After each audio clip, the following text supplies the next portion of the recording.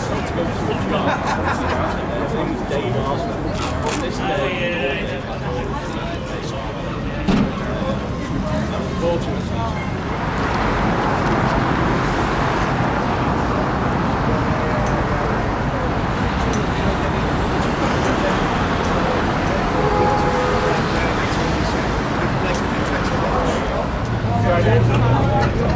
morning, ladies and gentlemen.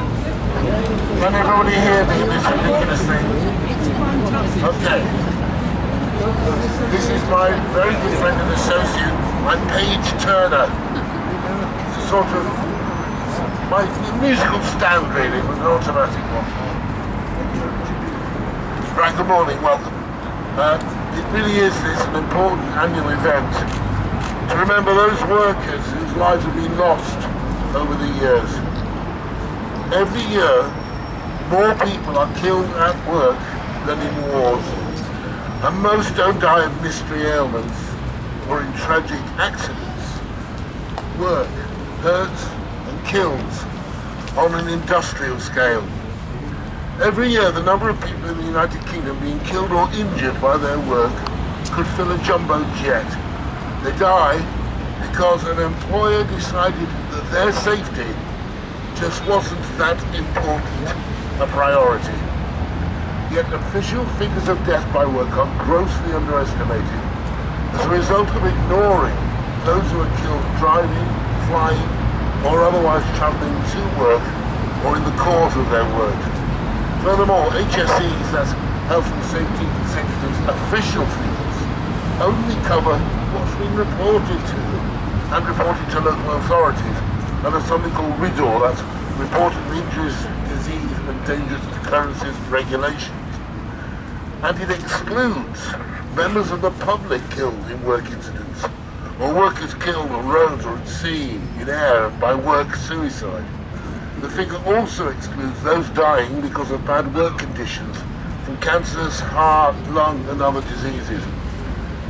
Using expert research, the Hazards Campaign, which is a UK-wide network of resource centres and campaigners, estimates a more realistic figure for those killed in work-related incidents is 1,500 per year, compared to the official figure of 2021 of 142. And those dying of work-related illnesses, 50,000 every year.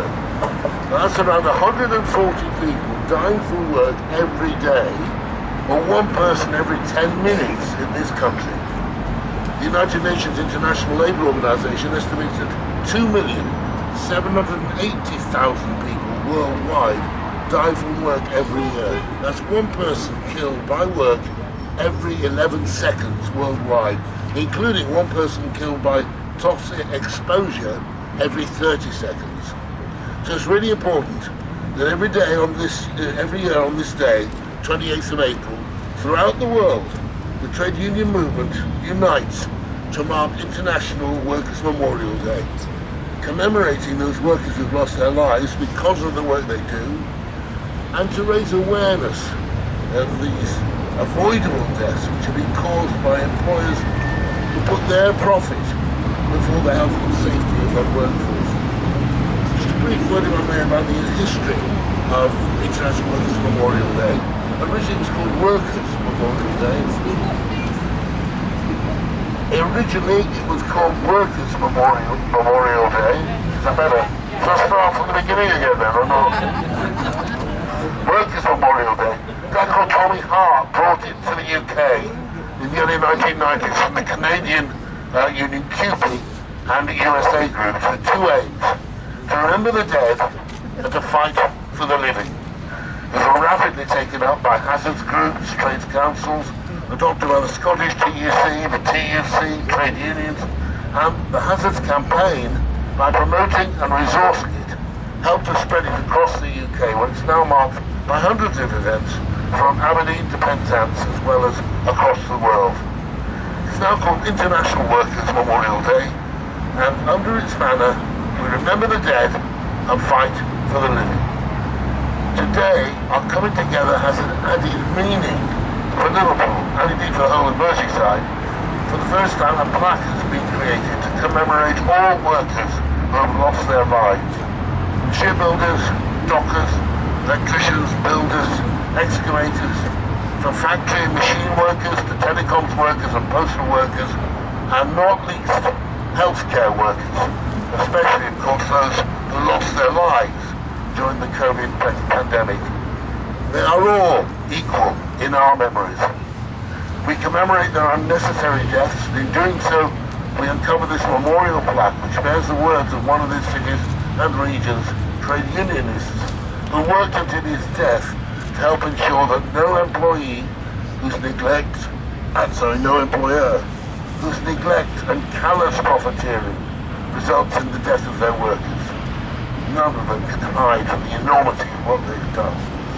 Through this plaque to be unveiled today, we will remember the dead and fight for the living. And someone who did that, who fought for the living more than anyone I know, is Tony Mulhearn. And his son, Joe, is here today to unveil the plaque. Joe, would you like to come forward?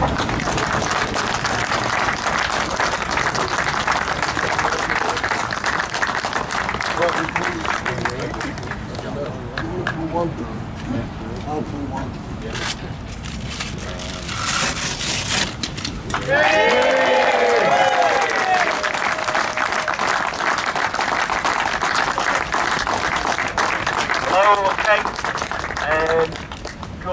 Good morning, good afternoon everyone. So my name's Joe Mulhearn. I'm Tony's second to youngest son.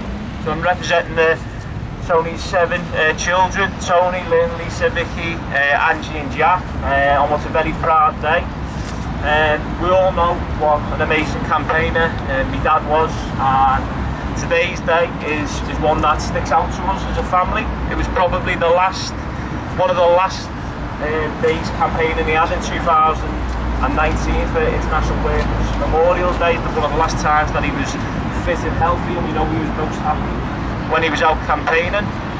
It's also a little bit more poignant in the fact that the illness which actually finished him off at the end was IPF, so a little known lung disease which you don't know much about, but what you do know, it probably came about from ingesting chemicals and things that you shouldn't have been ingesting when he was a young lad in the fridge, so quite pertinent in that respect. I think what my dad clearly want us to say with the plaque, that the plaque isn't about him, and he's just happy that his words can be a part of such a momentous movement. He probably laughed when he seen it and put cheeks out and be a little bit embarrassed that his name's on such an amazing building, but you'd be unbelievably proud that you're all here today, that his name's going to be here on a historic building in his own city which he loved, probably less than a mile away from where he grew up. And me and my brothers and sisters will be bringing children, grandchildren, great-grandchildren to see it in the coming years, absolutely. It'll be a fantastic spec when another great socialist, Jürgen Klopp, brings home. I'm leaving. Put the ball away. In a few weeks' time, but thanks very much to everyone, Jamie McGovern and John Flanagan in particular, but absolutely everyone who's helped bring this to fruition. And I think he did have a little chuckle at the fact that there was a little pushback towards the end, and thankfully there was a robust response and we managed to get things sorted. So on behalf of the family, we're all unbelievably grateful and proud to have the plaque unveiled today. Thanks very much.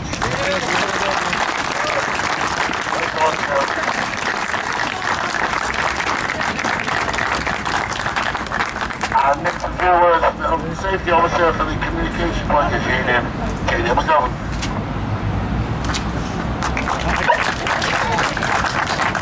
Thanks everyone.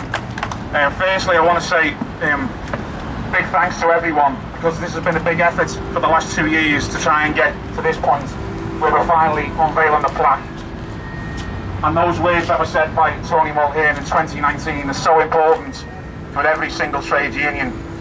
Those who watch the video will see the words, and Tony was struggling for breath when he was speaking, but he actually said those words afterwards. He came over to me and he said, do not give up what you're doing. You've got to keep the fight going forward, and you've got to keep going for Workers' Memorial Day and promote what this day is all about. And he said those words to me: those who put profits above worker safety should never go unchallenged. And I think it was myself and Chris Ingram from Union Safety website who looked at each other and said, we've got to write them words down, and we've got to do something about it and make sure them words are known to many. Because it's like a mission statement for every single trade union or every single worker organisation out there. We have to make sure people are protected in work. Roger's mentioned it. This plaque is a plaque for all workers. There are memorials around the city for certain industries, the likes of shipfarers and obviously tunnel workers and construction workers. But this is a plaque for all workers. We're from a trade union. We represent posties and BT engineers. So the way we think about this is a plaque for all the posties, all the truck drivers, all the delivery drivers who are killed on the roads each year. It's also a plaque for the telecom engineers, the roofers and the scaffolders who fall from height to their death every year. It's also a plaque for the fleet mechanics, the workshop workers and the people in schools, caretakers, maintenance people who are killed by asbestos exposure every year. And finally, more pertinent than ever, this is a plaque for all the NHS workers and the care workers who've died in the last 2 years trying to save others. So I'm so proud we've got to this day. And one final little thing to remember is this year we've lit up purple. That's the campaign we're going to try and promote over the next couple of years. George's Dock building will be lit up in purple tonight. The Mersey Gateway Bridge will be lit up in purple tonight. Blackpool Sower will be lit up in purple tonight. Bury Town Hall, Skelmersdale Town Hall, they'll all be lit up in purple tonight because of International Workers' Memorial Day. Let's continue to remember the dead and fight for the living. Thanks for coming.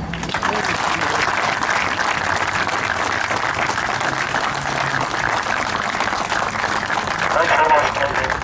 Now we have wreaths and we want to get those laid and some photographs taken. So anybody who's got the wreaths can bring forward.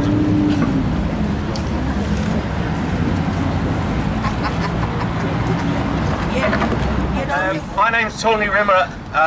I'm one of the Liverpool 47 and a comrade of Tony with the Liverpool 47 Surcharge Councillors. I was there that day when Tony made those words, and how great is it that we've now got them up there for everybody to see. Future generations are going to walk along this road and look up at that plaque. They're going to ask themselves, who's that Tony Mulhearn? Now, at the moment, we'd probably go and Google it. God knows what it'll be, you know, in another 20 or 100 years' time. But that plaque will be there, and they'll go and look, and they'll find out who Tony Mulhearn is, and they'll find out what he represented and what he represented to me and to us. I'd just really like, on behalf of the Liverpool 47, to thank you all for coming on such a proud day. I feel really emotional, to be honest with you. And I probably best not say too much more because I'll end up bursting into tears, but thanks everybody for coming, and hope to see you all later.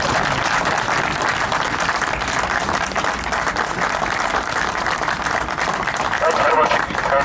Would you like to bring the flowers forward, the wreaths forward? And I think some people will want to take some photographs, and after that we're going to walk down to the next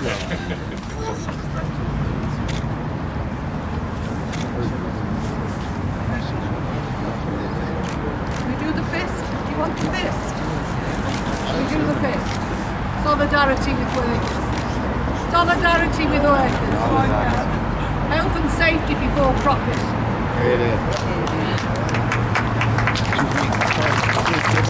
One more.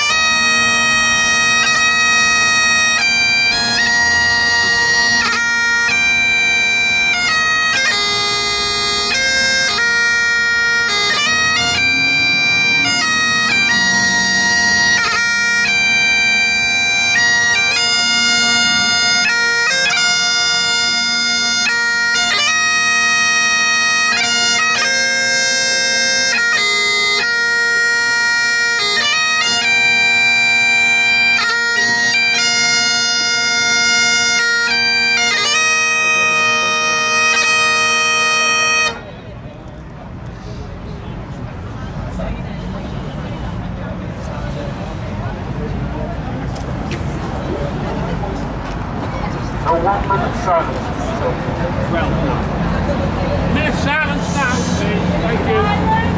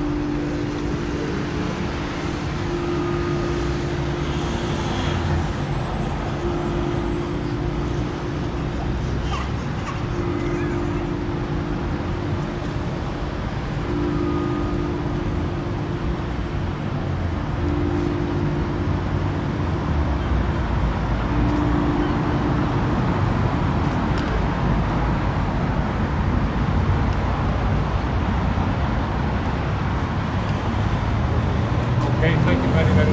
Thank you very much.